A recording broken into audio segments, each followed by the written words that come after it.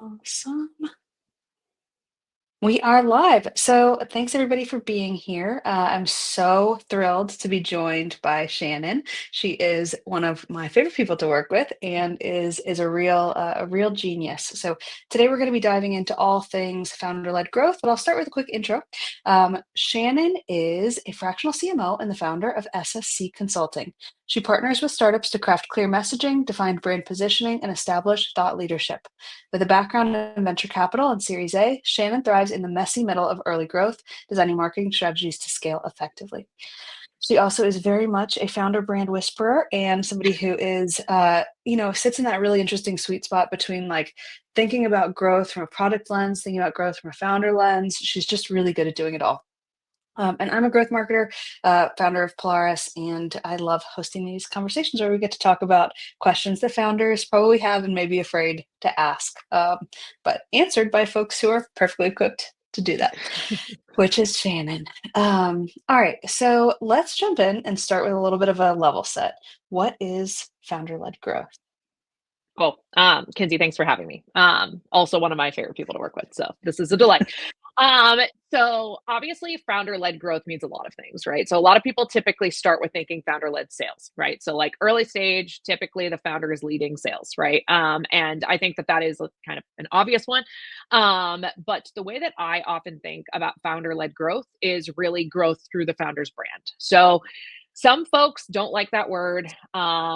That's cool. We can make up a new one. But I think there's this real opportunity to drive growth in your business through the differentiated opinion of your founder, right? So I've done this throughout my career with lots of different executives, but there's a different kind of power when it's an early stage founder that has this like real want to solve a problem for a specific group of people. I do think there are kind of two types of founders. One type that just like really loves building cool tech. It's a little bit harder with that group, but Yep. I think there also is this other group, which is where I think this is where like the real secret sauce is, where they're just completely and totally obsessed with solving a specific problem for a very specific group of people. So they are one of the biggest channels, early on in a company's, when you're finding product market fit, there's like all this stuff you're trying to work on. You're like, is our messaging right? Is it not? It's like, well, the person that should tell that story the most effectively is your founder. So Mhm. really being thoughtful and even, may I say, programmatic on the way that you think about this and not having it just be kind of like a afterthought, especially early stage. 100%. You call out a really good point there about the strategy behind it, and we're definitely going to get into that. You also raised a couple of interesting kind of distinctions there between what we might consider a technical founder and the way that they're going to approach founder-led growth versus somebody who's more of that, out front and center visionary founder. And one of the examples of this that I kind of love, even though they're way at a different scale, is the Brian Halligan, Dharmesh Shah kind of dichotomy of HubSpot. Both very forward, but in different ways. And it's Totally. so authentic because it's true to them. And it does what good founder led growth strategies should do, which is build trust with people so that they believe that the direction of the company will supports them today and will continue to support them in the future. And to your point, there is nobody better equipped to explain it than the founder. It's Right. kind of hard to put that on somebody's plate who's doing everything else, but it is so it can be really meaningful. Um, so I'd like to dig in a little bit to that idea of authenticity and like, if you are more of a technical founder and this doesn't feel super comfortable to you, or Mhm. you're more of a visionary founder, but you still don't want to be out there bragging, like how do you balance your personal authenticity with the messaging that you need to do for the company that you're building? This is the first question I always get asked. And for a little bit of clarification, I actually think that first type of founder I was talking about that just likes to build cool stuff is not actually most technical founders. I think most technical Fair. founders are super obsessed with solving a problem for a certain group of That's a people. great point. There Yes. is like a 15% of them just like that, like making cool stuff. And they like selling that stuff. Right. So that is like where I like to make that a kind of distinction is there has to be a commitment to connection with an audience. And that does not mean they need to be super charismatic and like really forward and out there. For a lot of audiences, that actually doesn't work. So if you're selling Mm. dev tools, if you're selling to IT, if you're selling to procurement, if you're selling to a non go to market audience, being who you are is far more important. It is also important on the go-to-market side, but Sure. like there are like more bombastic kind of folks on that side. But I think there are what's actually really, really important is, and I think the word authenticity has been like totally weaponized in marketing over the last five 100%. forever years. Um, but I think the other thing about this is your founder shouldn't this shouldn't feel like an extra job to them. This should just feel like they are packaging and communicating their differentiated opinions directly to their prospects and customers in a way that's now being effective, right? So it's all stuff they already know. Like, this shouldn't be new things they have to think of. It's just building an actual program so that it's thoughtful and connected to all of the other work you do. And so it shouldn't feel like, I talk about this a lot where people are like, well, we tried founder brand. Like, we had someone run my LinkedIn, it didn't work. Or someone just sent me a plan and it just felt like way too much work. Like, you and I were just in this conversation. It just felt like Yeah. way too much work, right? And they put it all on me. And so what it really becomes is a partnership between, whether it's a consultant or someone internal in your organization, it to partner with you to be able to have you communicate in the way that feels most authentic to you, in the channels that feel right to you, the content types, right? Do you love writing long form? Do you like speaking? Do you like short form? Like, it should feel good. And then pair that with where your customers are. Call that like a watering hole map. So like, where are your customers? And then that's where this like magic starts to begin, right? So I've done this with like CIOs, and what we do is we put them in the right communities. Like, they just go into communities of their peers because CIOs just buy what other CIOs buy. That's like pretty much it. So like, they got into communities and they created brand like equity and awareness for the company that they were at. And that was a long tail indicator of driving like larger ACV deals because the CIOs were now bought in from the beginning. Like, Mm. this can be really strategic if you do it the right way, instead of it just feeling like send your founder to like 20 events and like write some tweets for them. Like, that is Wow. lost. That it does not work. No, no, that so clearly articulates the difference between like tactics and strategy. And you're right on that that finding that middle ground between how you want to show up, where your people are, and like which kind of middle spaces are trust building spaces. Uh Totally. it's not that easy to do, and there's a lot of bad advice out there. So Yeah, I mean, not to ask you any of your secrets because this is exactly what you do and you're wonderful at it, but it's okay. where could somebody start, if like what kinds of questions should they begin asking themselves to determine, what the answers to some of those questions? Who do I want to be? Where are my people? How do I show up? Totally. There are 3 questions, and to be fair, I do this, but, like, it's hard to like, some people can execute this on their own, and I love for Yeah. them to, right? Like, I love to just get the one call and just, like, let them fly. It is harder than that Yeah. usually. But so there's 3 questions that I always ask at the beginning, which is, what is something in your industry that everyone believes that you think is fundamentally wrong? Like, you can't see it, you don't like it. The second one is, what was the moment that you decided to disrupt your own life to start this business? There's Mm, always like between 1 to 5 moments, right? It's never really one moment, but like, what was the final like kind of tipping scale? And then the third one is, what are the most common things you talk to customers about that has nothing to do with your product? So, like, what are the most common things, the conversations you're constantly having with customers? And those 3 things can pretty much build a differentiated opinion. Like, you'll yeah. start to find nuggets in there. So that's like the way to kind of build your platform, right? Like, that is like, what are the things that I believe? Because some founders will say, I'm not sure I believe anything different than anyone else. And Mm, then you ask them that question and they have like 10 answers. mm, Like, they just need to be asked the right question. It's funny, I did this with a founder recently, and he was like, yeah. "Well, just which one should I start with?" I'm just like, "Let's go down the list, right? Like, let's go down the list. Some of which may not be relevant, maybe Right. too much of a hot take. Maybe you don't want to go out saying, a part of this industry is fundamentally going to die, and no one should have that job anymore. Like, Right, okay, right, right. we'll ease into that one, right? Like, that's okay. But so there's that piece, and then the second piece is, they all know what they enjoy doing. Like, do you like being on speaking circuits? Do you like writing? Like, what do you do in your free time that you really, not Mm, that they have any, but like if you were to have a thought, how do you communicate it? Is it a voice note? Is it like, do you want to post more on social media? You're just like a little like afraid to do it, but like mm, you have all these ideas, right?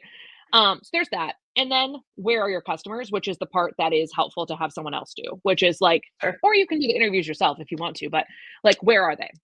You may end up with the answer of they go to other brands to learn things. So you're like, well, looks like we're building our own watering hole, right? Like I know we've had that kind of, I know you and I have Yeah. worked on a project like that, which is like, all right, so we have to build our own, which is like, how do we build a like a channel that people can come back to me? They know where I am. So like I'll go to events, then I can tell them to follow my newsletter and we're going to start building an own audience. That's Yep. also a great answer. So I think there's certain levels of effort that some of these channels take, Definitely. but you also want your founder to start seeing wins like pretty quick Yes. so that, and this is not revenue necessarily, like build really clear KPIs that are leading indicators of success.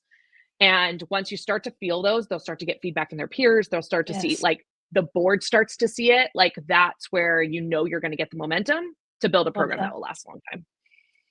Love that. And those KPIs, like that's a big question. How do you measure Yeah. when this is working? Are you looking at things like how many, new followers, new subscribers, new whatevers, or are you looking at inbound seeming sales requests that are based on like how do you have any that you almost always recommend versus is it pretty much always customized for the brand that you're working with?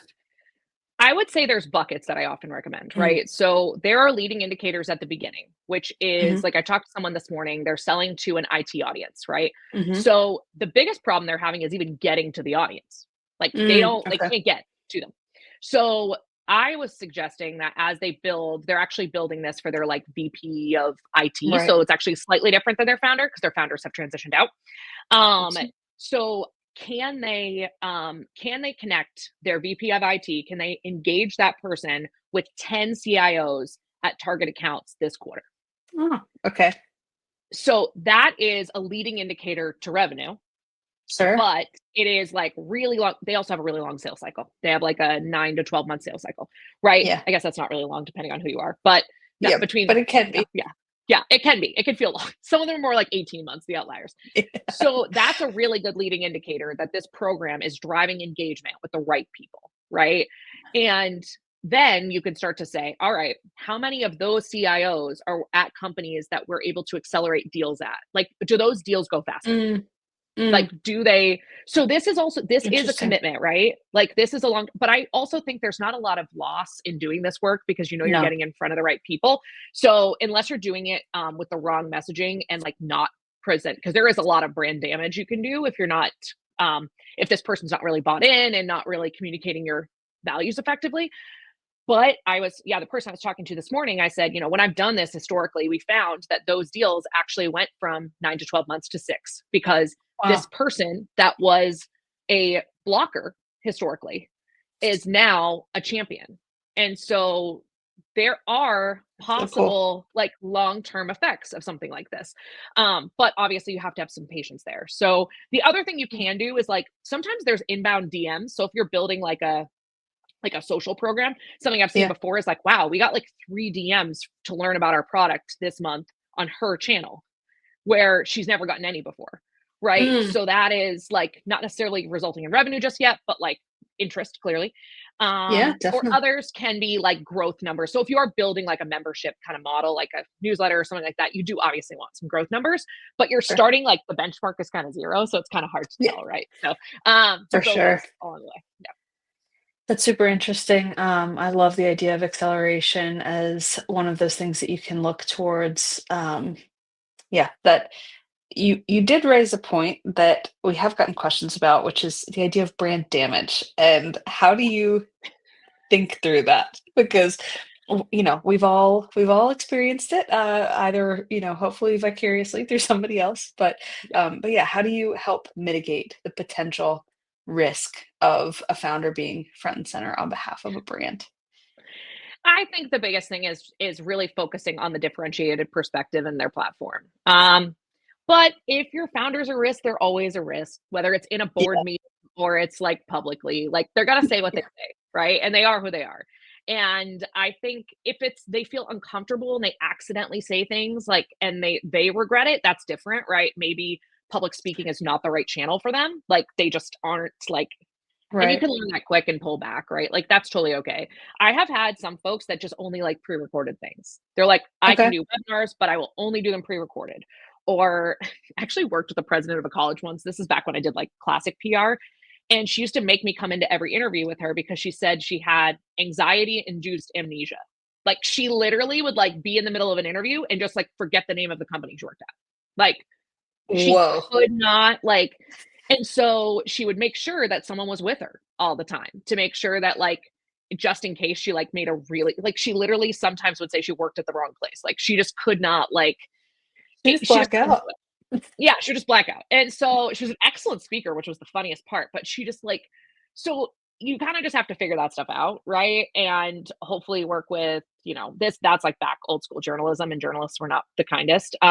But it's like in terms of like being understanding if someone makes a mistake.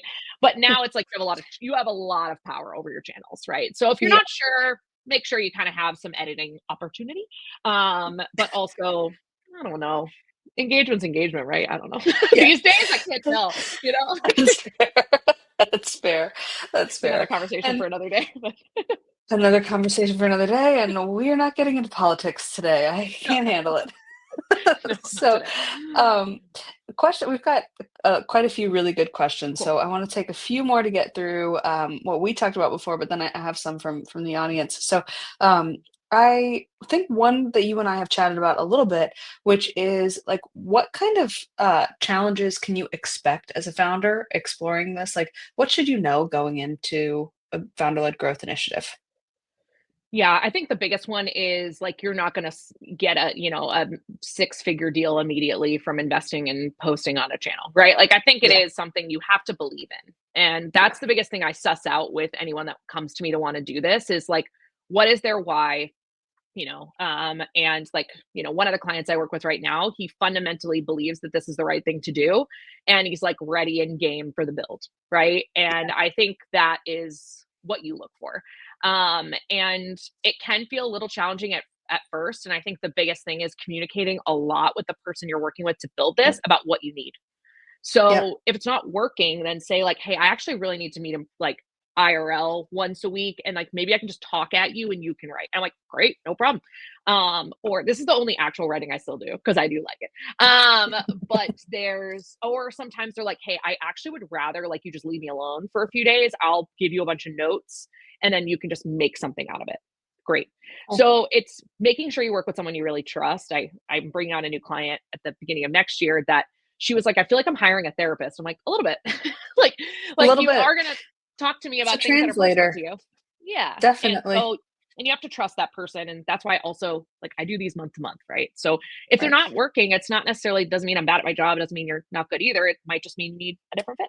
So Yep. yeah, could Definitely. be challenging, but That makes sense. And I mean, to be honest, it is a little bit of a muscle that you build. Like mhm, any habit or I mean, you get better at it the more you do it. And in some yep, ways, founder-led growth it's not the same as personal branding, but it has some overlap.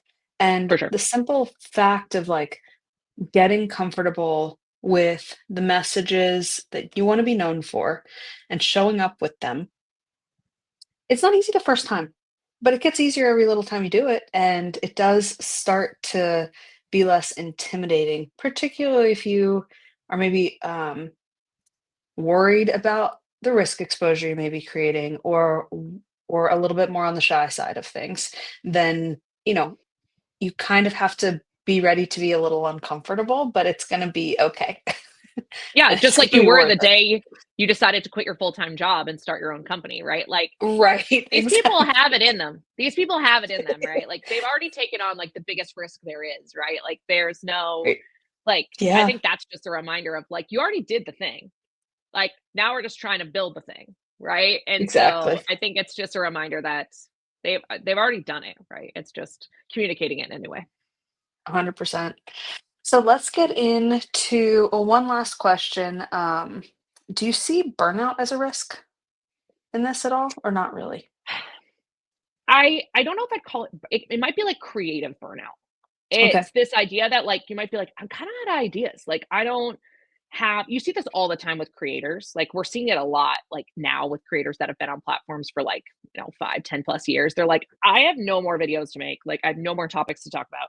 So, this is where it's like, how can we repackage and all of the things that you've said already, and then how can we get you re-inspired? Like, typically, it's just talking to Yeah. customers, like, founders love that, right? Like, that's why they Yeah. built a business. So, like, how can we get you more involved with your customers? Start telling some of their stories if you feel like you're kinda sick of talking about yourself, which is Yeah. a totally fair assessment.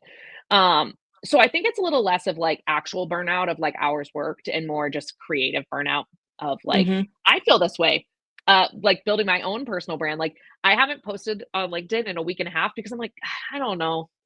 Like, I Yeah. don't have anything to say. Like, I have no new thoughts this week, and that's okay. Like, that is That's also, to be okay. fair, my program is not programmatic or thoughtful or any of the things that I do for other people. Mine is haphazard, chaotic, and just like to the wind. Um, It's but the I old cobbler's son thing. Don't look at how a marketer markets themselves.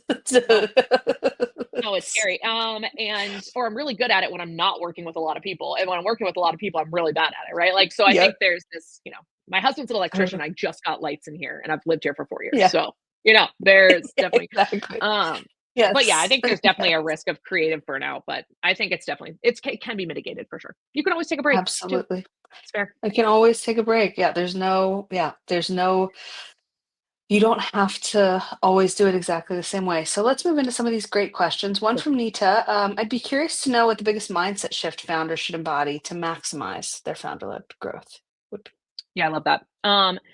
It's this idea that the way they communicate externally really matters. And I think that they know this, but being a little bit more thoughtful and also understanding that they can help drive revenue, right? They Mm, know this in terms of sales, like they get it, right? It's how can we kind of like multiply their impact. yes. Um, that's really the shift. And because a lot of them will say, I just don't have time. I'm on too many customer calls, I'm on too many sales calls.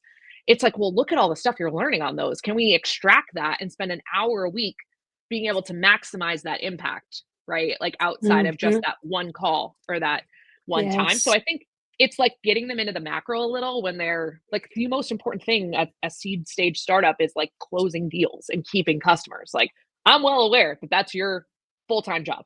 So how can we just take a little bit of that out so that we can maximize the impact of it? Not like fundamentally shift the way you do your business. Not looking to do that. Love that.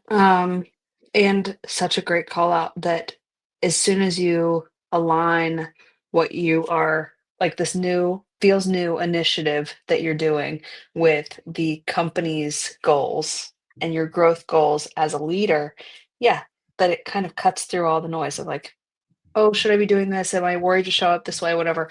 You're adding value to future people who you are building for, even if they don't know you yet. And I love that idea of just reframing it.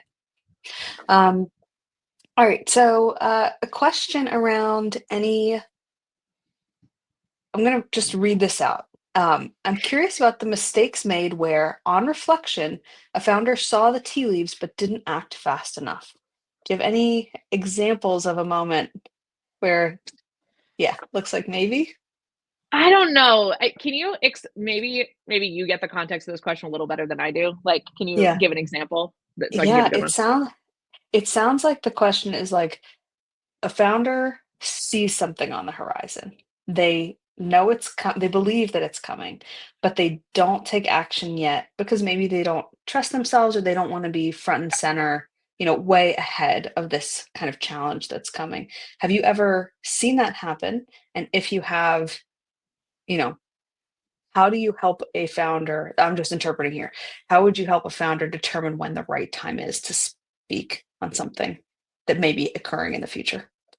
Yeah, this okay. That's what I thought you meant, but I wanted to make sure I was hearing it Okay. the right way. So this is all about risk tolerance. So this is where you're going to find some founders are willing to put their neck out and say like, you know, I know we're not talking about politics, but after the election, like this is what's going to happen. Some founders are Yeah. totally fine doing that because you will get feedback on you're dumb, that's there's no way, or like, wow, this is a really insightful thought that I never thought about. You're going to get both. Like there's no Yep. question about it. But engagement is engagement and I love to see it. So, but then you also have founders that are like, I just don't feel like taking a stand on that stuff. Um, and I actually think that's okay.